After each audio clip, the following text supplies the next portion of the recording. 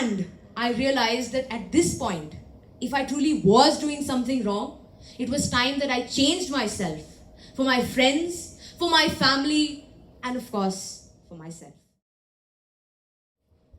The most evil, vile, and wicked group of people in the world. Now, when I make this statement, most of us present here today must have some idea as to who exactly it is that I'm talking about. Some of us are thinking about criminals, which is perhaps one of the most justified responses to this question. Some of us are thinking about our exes. Some of us are thinking about the aunties who relentlessly compare you to their own kids, shoving their achievements in your face.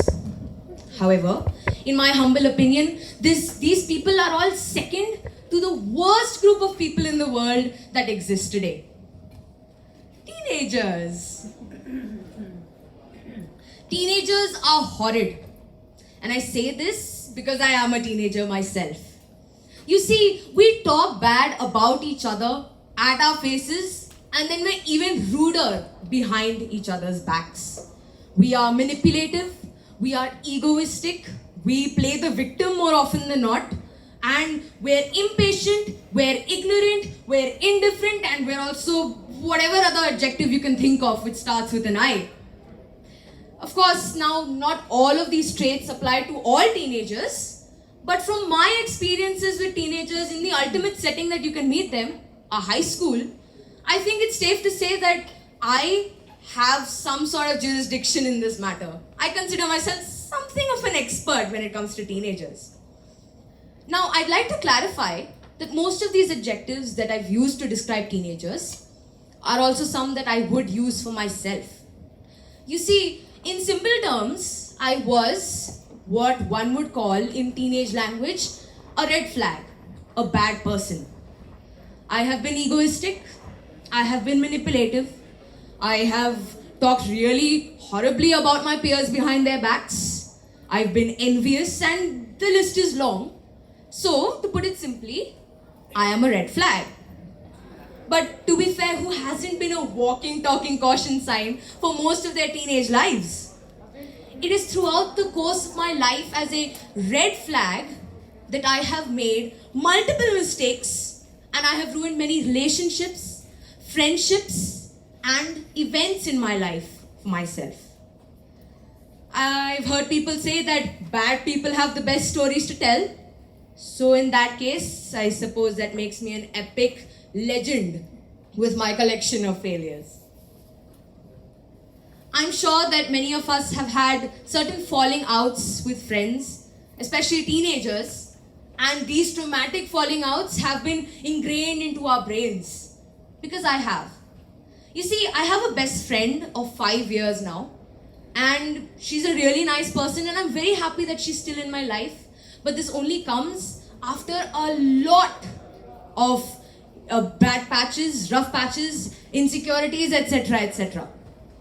You see, we had an argument around last year, and like most teenage girls do at the ages of 13 to 15, she's damn talented. And I had underlying issues of insecurity related to that. I was upset about my lack of ability, and I felt, why am I not as talented as her? I let my envy come out in the form of bitterness, in the form of resentment. I had let my envy get the best of me. Of course, now that I realize how foolish I was to be comparing myself to a friend, that's rule number 1 of Friendship 101, which I broke. I realize now that it was ridiculous for me to think that way, but at the time it didn't seem funny or stupid or, ridiculous or absurd. It just felt horrible. After we decided to part ways, I had decided to isolate myself from my other friends as well, for whatever reason. And I was miserable. However, every cloud has a silver lining. And it was during this isolation that I had realized my faults as a person in the arguments that went down. I had let my envy get to the best of me, and I realized that at this point, if I truly was doing something wrong, it was time that I changed myself for my friends, for my family, and of course, for myself. A leading cause of insecurity in teens today is the fear of social judgment, which has of course further been amplified by social media, the terms such as red flag, green flag, and of course cancel culture. I would like to say to everyone, for once and for all, it is okay to be a bad person. Of course, it's not a good thing, and it perhaps never will be, but it's nothing to hate yourself over. And I know this because I hated myself over it at one point. So truly, it's okay to be the bad guy, whether it's in your own story or in somebody else's story. Because truthfully, if we can make edits of villains in social media with cool funk music and then call them like our role models, I think we can cut ourselves some slack, don't you think? However, I would also like everyone to know that it has become important in this time for us to learn from our mistakes. Yes, it's a really cliched phrase, but it still is imperative for everyone to keep in mind, because how many of us actually learn from our mistakes? How many of us actually try to change? The answer? Not many. We have created a culture of self-love where whenever we make a mistake, we simply accept it. We say that this is how I am, मैं ऐसा ही हूँ और मैं ऐसा ही रहूँगा. Acceptance is not the end of the story. You see, progress is not linear, progress is circular. When we are told, when we judge ourselves about our appearance, when people tell us something about our appearance, we are also told that it's something that we were given and something that we have to work with. However, when we judge ourselves on our personality, who's going to tell us that it's something that we have to work on? It's something that we have the choice to change. So, make that choice. I know change sounds like a really daunting task for many, but there's a certain acronym which I remember every time I make a mistake and I want to change it. It is AILE, which personally I don't exactly have a correct pronunciation for it. I guess I'll leave that up to ChatGPT. A would stand for acknowledge. Try to figure out what exactly happened. What was the context of the situation in which you made the mistake, where the argument happened? Was it really my fault as a person in this event? Try to figure out any pieces of context which you might not have been aware of at the time. Then, introspect. Sit down and try to understand what were the underlying feelings, what are the underlying emotions that resided with you when you made those decisions. I often do this by either journaling, meditation, or sometimes even just talking to a friend. Then, L for learn.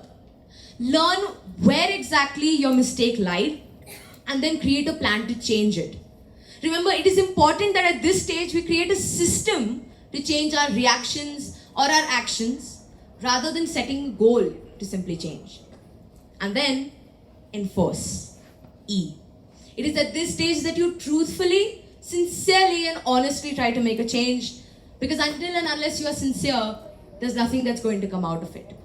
And of course, be lenient with yourself during this time, because it is important that we are understanding of our own mistakes, because change does not come overnight. We are all quick to blame others, but I feel pretty confident in saying that it takes true strength and confidence to admit that you are in the wrong.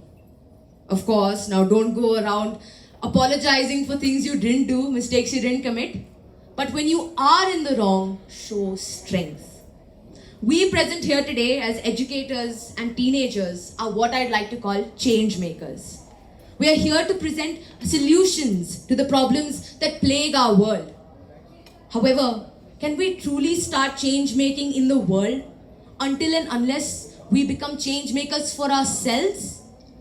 Change makers have to change themselves first. Thank you.